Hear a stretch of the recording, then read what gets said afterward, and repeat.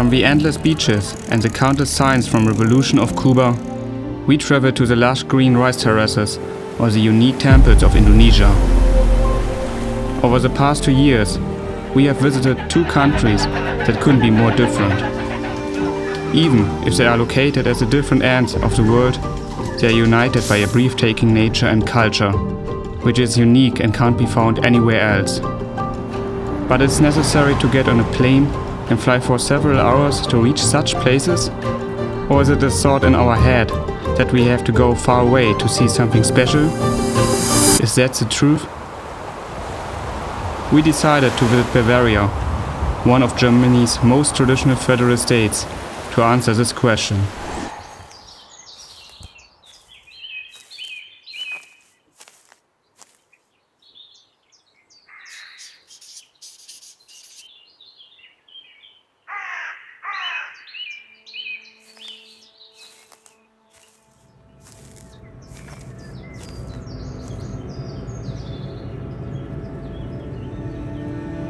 After a 9-hour drive, we reached our destination.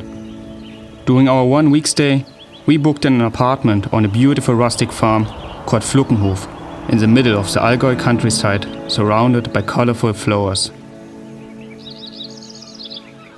We, that's my dad, my wife, and my mom. And not forgetting our 2 dogs, Jack and Pepina.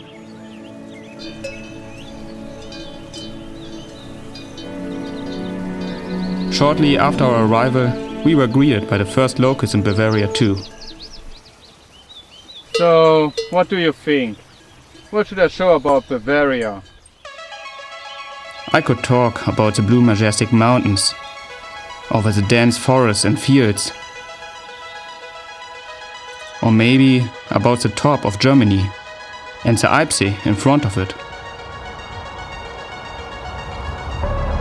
Definitely about the flight over the Wagenbruchsee, or seemingly endless ride to the Wank.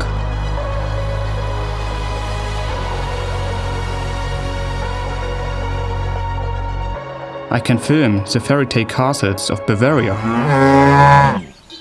Perfect, thank you. But then, everything turned out differently in the course of too much rain.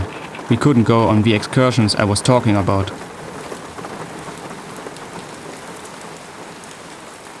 However, we found another way to occupy ourselves.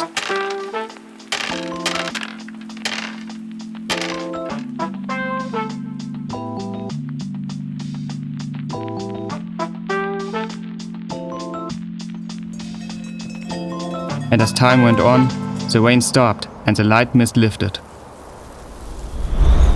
We take the opportunity to visit one of Bavaria's most famous sites. After a short stop at this beautiful church, our path led us past meadows full of flowers and old acquaintances, before we spotted the beautiful Neuschwanstein castle in the distance.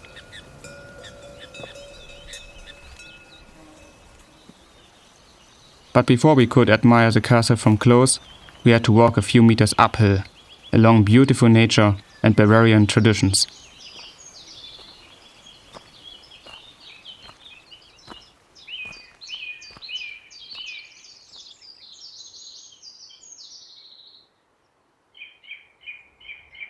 At the end, we had a stunning view of the surrounding countryside and the green meadows of Neuschwangau, while the first imposing towers of the castle stood next to us.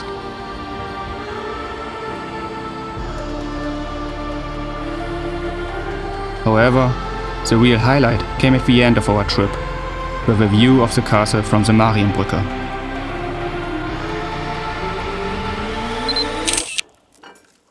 We started the next morning with a special breakfast, because of Father's Day. Even when somebody was a little bit tired, the sun was shining, and as the temperature rose, we headed east, towards our next destination.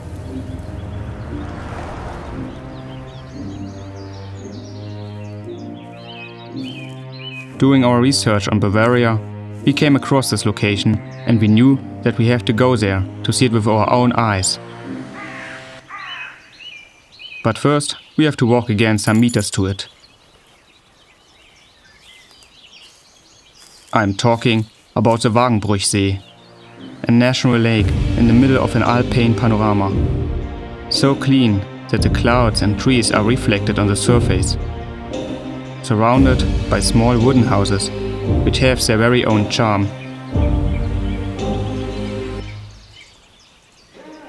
We saw a natural wonder that amazed us once again and showed us again the beauty of Bavaria.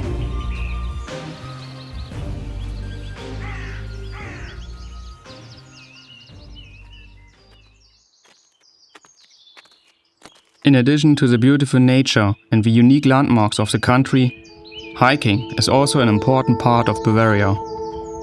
The weather was still fine, so we took the opportunity for a short hike at the foot of the Zugspitze. The 7-kilometer hike took us all the way around the Lake Eibsee and gave us a view of a surreal-looking landscape at all times. The turquoise water tempted us to go for a swim, but the temperatures were far too low.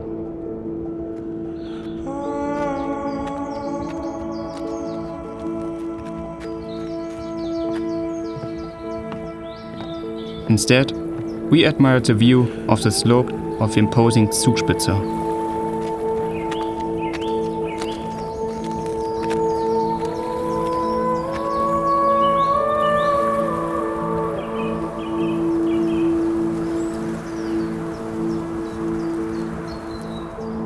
Even in the parking lot we had this wonderful view of the mountain range. You could also have taken the cable car up to the roof of Germany, but the price per person is far too high for that. However, the view from the top of the mountain has not been lost on us. From Garmisch-Partenkirchen, we took the Wagen cable car up to the mountain with the same name. We were instant taken with the vintage gondolas, which have much more charm, even if they are very small. After 10 minutes, we finally reached the top of the Wagen. From there, the natural spectacle began, or as the sign describes, the free nature salute.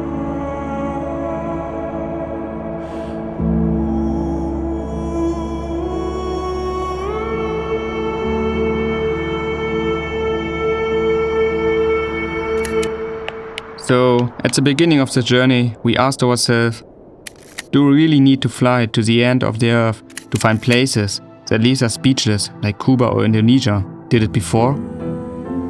It's something deep within us that makes us believe the extraordinary only exists far from home. We think the world is vast, and often we overlook what's right in front of us. You don't need an ocean crossing or flight to find the extraordinary. Sometimes wander away just beyond the next hill, by a quiet lake or a mountain path. The magic isn't in the miles we travel, but in how we see. It's not about the destination, but the way we journey. Because sometimes the greatest adventure is much closer than we think. Thanks for watching. See you in the next one.